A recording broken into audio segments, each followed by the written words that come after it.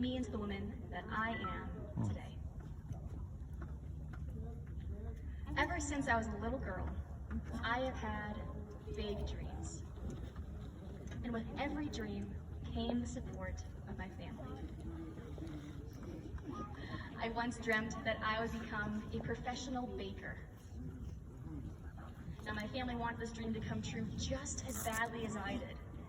And so, my parents went out and they got me a personalized apron, way too many recipe books, and an easy bake oven. A little while later, my dream changed, and I decided I wanted to become an artist. Again, my parents went out and they got me markers, colored pencils, crayons, and way too many sketchbooks to help me along my way. Over the years, my dreams continued to change, until I finally realized I wanted to become a park ranger for the National Park Service. And like every dream before, my family gave me what I needed to be successful. From the moment that I dove into my studies at the University of Wisconsin-Stevens Point, up until I drove across this country to work at this iconic place, my family was there. When I talk about family, I'm referring to my divorced parents and my 3 older siblings. For others, family might look different. Family might be your grandparents.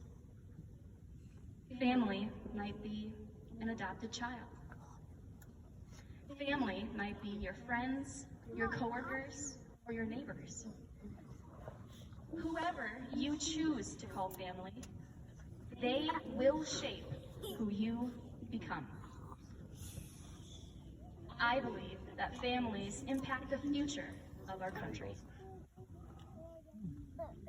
Abraham Lincoln and Theodore Roosevelt are 2 presidents with families that shaped them into iconic leaders of our country. Abraham Lincoln's parents were named Thomas and Nancy Hanks. His most influential family member was his stepmother, named Sarah Bush. Now, Abraham's father was a cabinet maker and a farmer who simply didn't understand why his son wanted to gain an education. And his lack of support led Abraham to have very negative feelings toward his father. Abraham's mother, however, who had no formal education of her own, focused her efforts on instilling honesty and curiosity within her son. Unfortunately, she passed away when Abraham was only 9 years old, leaving him alone with no one to support his dreams. After Nancy Hanks' death, Abraham's father remarried to a woman named Sarah Bush. Sarah became Abraham's stepmother and eventually his greatest supporter. Sarah recognized Abraham's willingness to learn, and so she encouraged him to gain a formal education despite how her new husband felt about it. Unfortunately, the lack of schools in Abraham's hometown made it difficult for him to do so. But for over 9 years, Abraham attended school on and off whenever he could, resulting in a grand total of less than 12 months of formal education. Although this dream seemed unattainable, Sarah continued to encourage Abraham to learn. She told him, just keep on reading. And he did just that. It's been said that Abraham borrowed and read every single book in his hometown.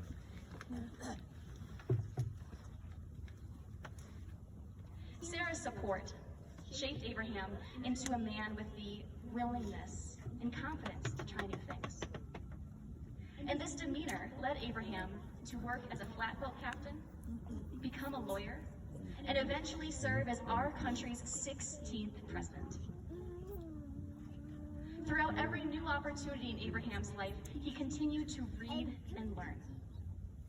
Reading and learning. Passions he may never have pursued without the support of his family.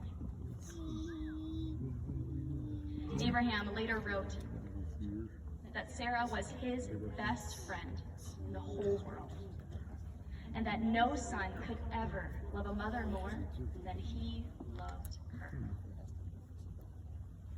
Abraham's life and our country's history may have looked completely different if he would never have received the support of his family. Just like Abraham Lincoln, Theodore Roosevelt was impacted by his family as well. Theodore's father, also named Theodore, provided his son with the materials he needed to be successful. Now, when Theodore was a small child, he struggled with asthma attacks and illnesses.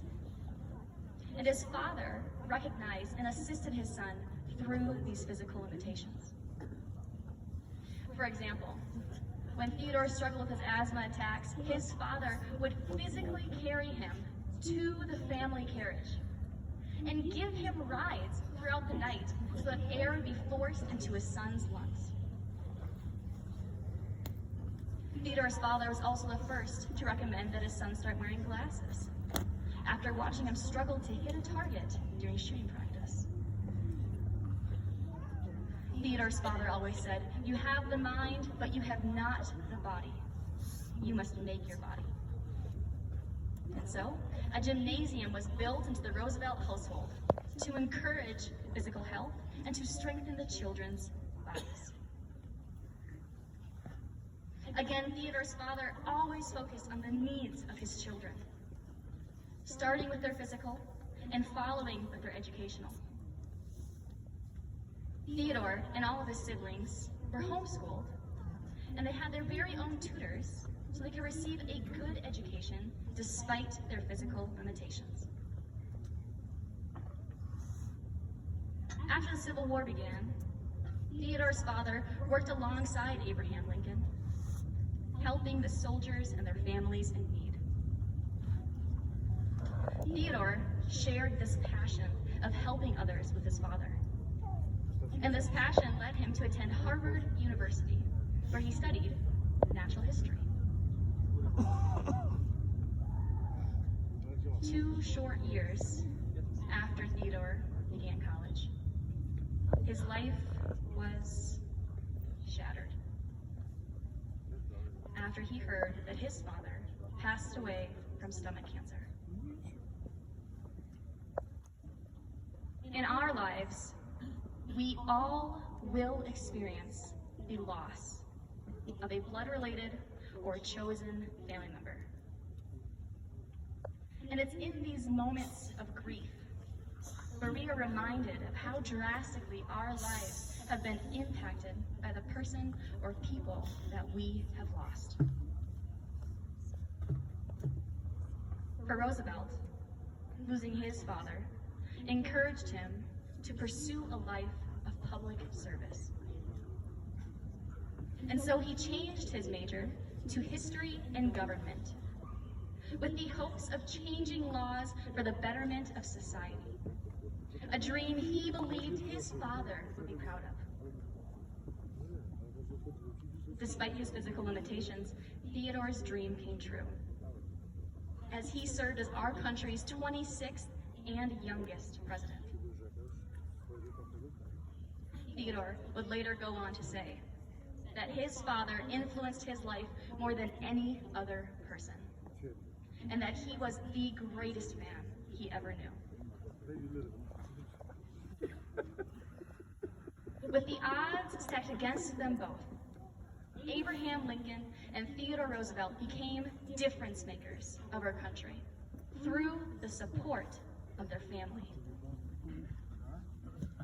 And so I'd like you to take a moment to consider how you have been impacted by the people you surround yourself with, by the people you choose to call family. And how are you impacting them?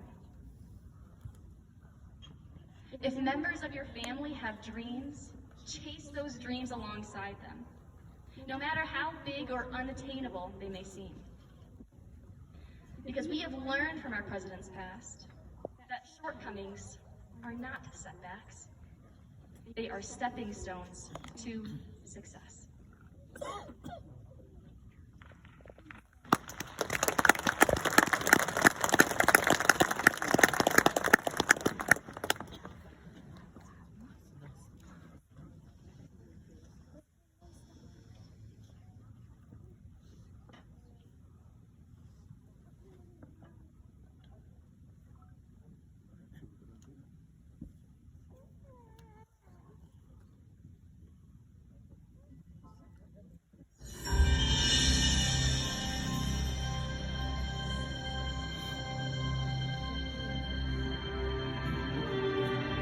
The United States of America.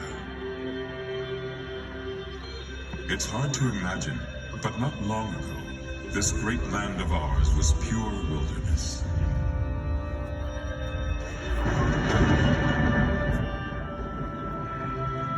A place where millions of bison roamed freely throughout the plains.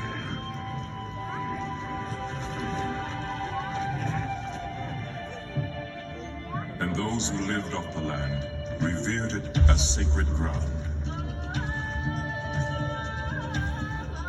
Yet this country would face a dramatic change, quickly becoming the most advanced nation in the world, in technology, in peace, and in power. From its inception, the United States has shaped itself under the guidance of strong leaders, leaders who have taken risks, stood up to adversity, and never let go of their vision for a better country. Mount Rushmore reminds us of them, and the countless Americans who have made great sacrifices to ensure the lasting legacy of our country. Freedom. We strived for it. We died for it. We live for it.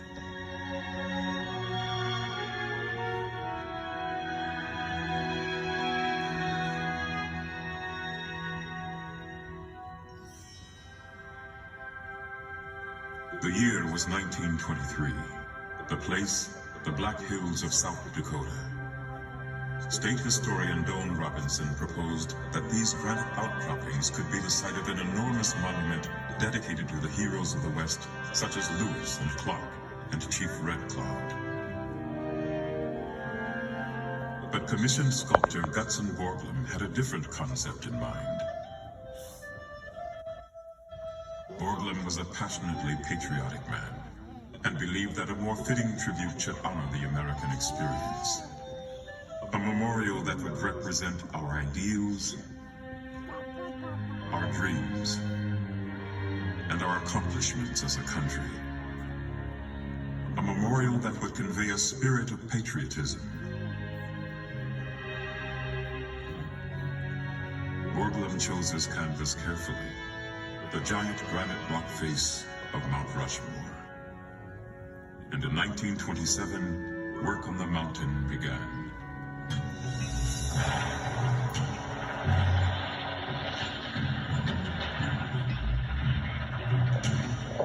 Borglum assembled a team of local miners, ranchers, and lumbermen to help with construction. The sculptor built a model of the presidents to serve as a guide. Every inch on the model represented 1 foot on the mountain. Year after year, Borglum and his crew hung perilously up the side of the mountain, drilling and blasting their way to reach granite solid enough for carving.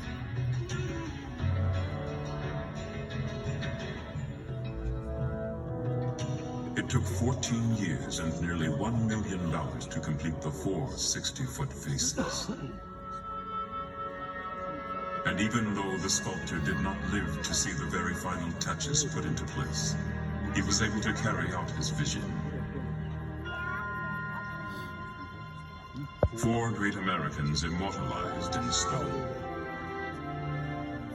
symbolizing the democratic society in which we live, the struggle for our independence, the fight for our freedom, and the sacrifices we have made since our country began more than 200 years ago.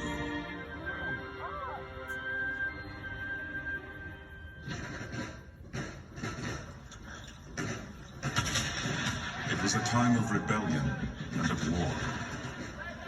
It began as an uprising against British rule and turned into a full-fledged crusade for personal freedom and national independence. The American Revolution.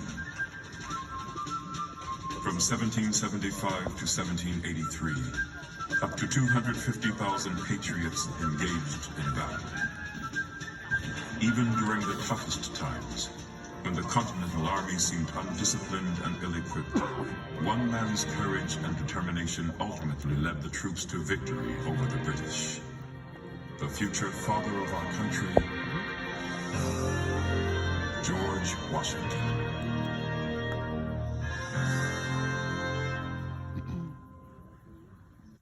Born and raised in colonial Virginia, George Washington grew up to be a firm believer in American independence. Even though his heart yearned for quiet family life at his Mount Vernon home, his deep commitment to the Republic made him answer the call of his country time and time again. As general, Washington became an instant hero throughout the colonies. The public was so enamored with him that many people wished that he become king. But Washington scoffed at such an idea. The army must serve the country, but not rule it. Express your utmost horror and detestation of the man who wishes to overturn the liberties of our country. George Washington, 1783.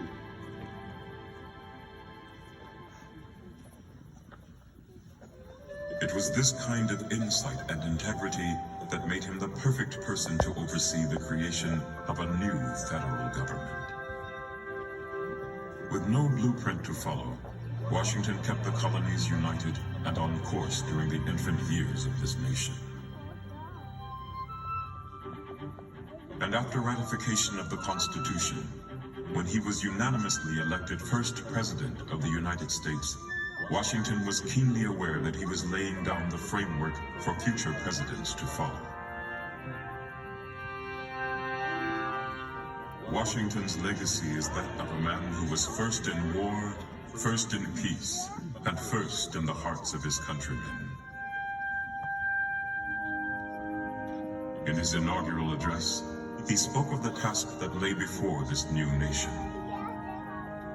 The preservation of the sacred fire of liberty and the destiny of the Republican model of government are justly considered as deeply, perhaps as finally staked, on the experiment entrusted to the hands of the American people. George Washington, 1789. George Washington well did this union, but it would take another great visionary to expand it. Thomas Jefferson, third President of the United States. We hold these truths to be self-evident, that all men are created equal, that they are endowed by their Creator with certain unalienable rights, that among these are life, liberty, and the pursuit of happiness. Thomas Jefferson, 1776. Thomas Jefferson was the voice of the American people, inspiring patriots with his carefully crafted words written in the Declaration of Independence, the document that gave birth to our nation. It was also Jefferson who fought for religious freedom and the democratic notion that people should have a say in government, two very American principles we cherish today. Thomas Jefferson always thought of himself more as a scientist or scholar than as a politician. And it was this quest for knowledge that played a role in the greatest achievement of his presidency, 1803, Jefferson acquired the French lands west of the Mississippi in the Louisiana Purchase, which doubled the size of the country. In an effort to find out what America now owned, Jefferson sent Meriwether Lewis and William Clark on their famous expedition out west. It was an exciting time of discovery for new Americans. However, what was good for a growing nation was not necessarily good for its original inhabitants. During this time of expansion, many Native Americans were uprooted from their homes and hunting grounds and pushed farther west. But during an address to a group of Cherokee chiefs, Jefferson prophesied about future relations between natives and new settlers. I shall rejoice to see the day when the red men, our neighbors, become truly one people with us, enjoying all the rights and privileges we do, and living in peace and plenty as we do, without anyone to make them afraid, to injure their persons, or to take their property, without being punished for it according to fixed laws. Thomas Jefferson, 1808. Jefferson's dream was slow to be realized as conflicts between the U.S. government and Native Americans set off a chain of events that dramatically reduced Native populations throughout the 19th century.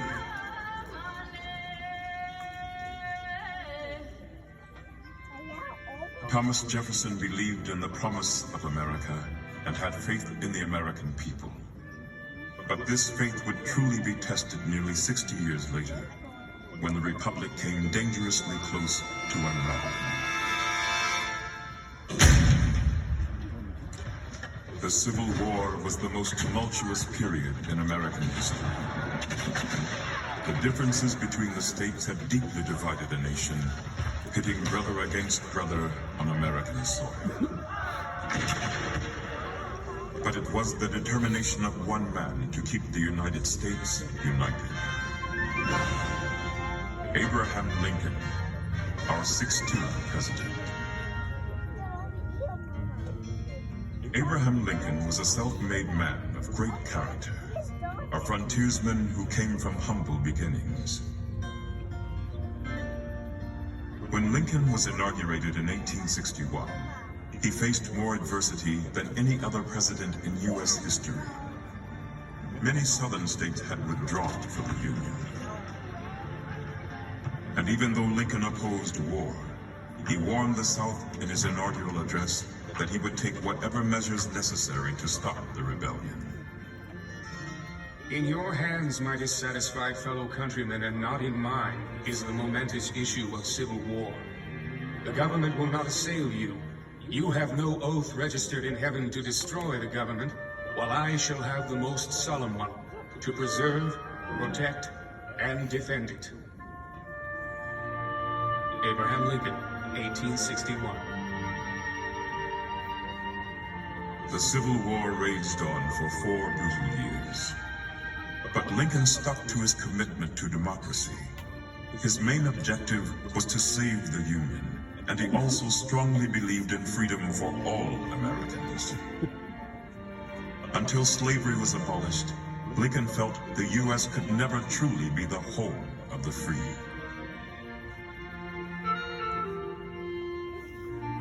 Lincoln's Emancipation Proclamation began the process that ended the evils of slavery forever.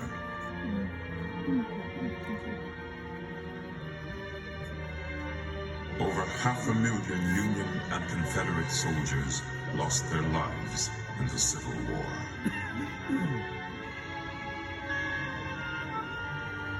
But during his famous Gettysburg Address, Lincoln reminded the American people what this war was really all about. That we here highly resolve that these dead should not have died in vain, that this nation under God shall have a new birth of freedom, and that this government of the people, by the people, for the people, shall not perish from the earth. Abraham Lincoln, 1863. Over the next 50 years, the United States would go through a dramatic transformation.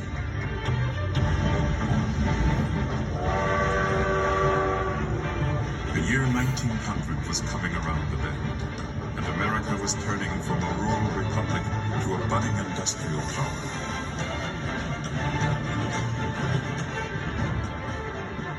It was clear that this new century, which burst with hope, needed a fresh start and a fresh approach.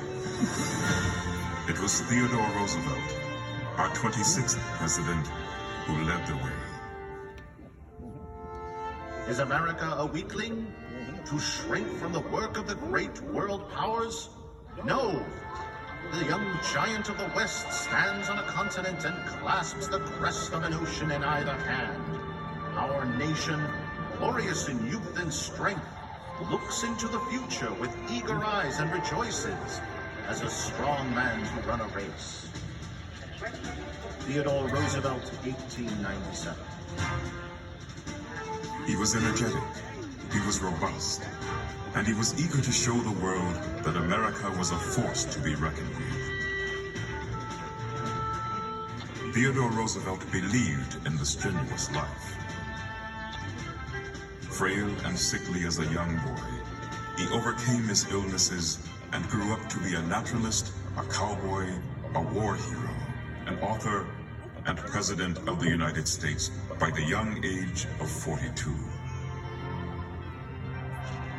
His vigorous outlook on life transferred to the Oval Office.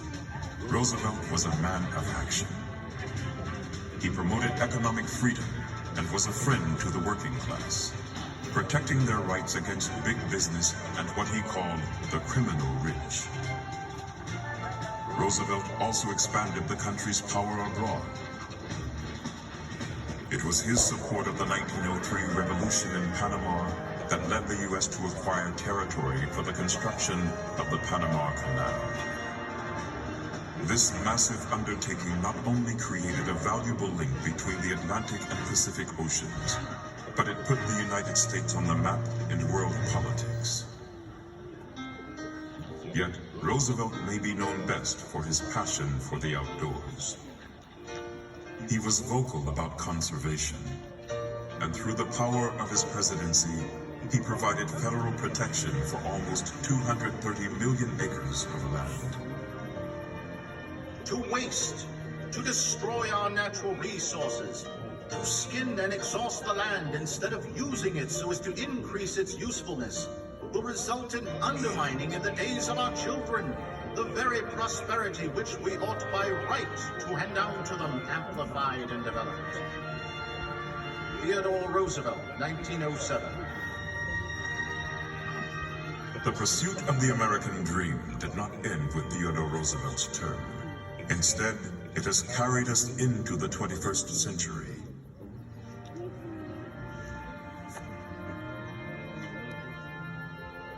Throughout history, countless Americans have made great sacrifices so that we can enjoy the freedoms of this land.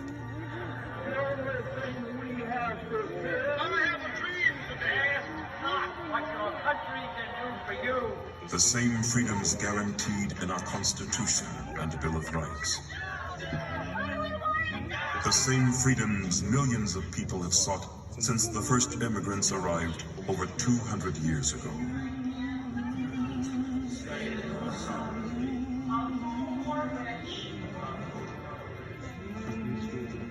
Gutzon Borglum reminds us of this with his timeless memorial. 4 Americans representing the birth, growth, preservation, and development of this country. All embodying the spirit of our nation. All advocates of freedom, dignity, and the ideals of American life.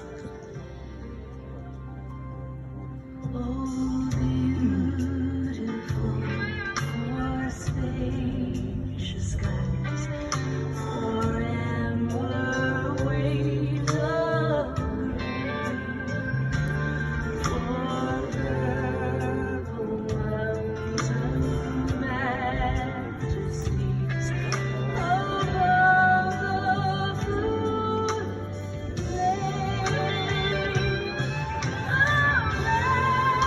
America.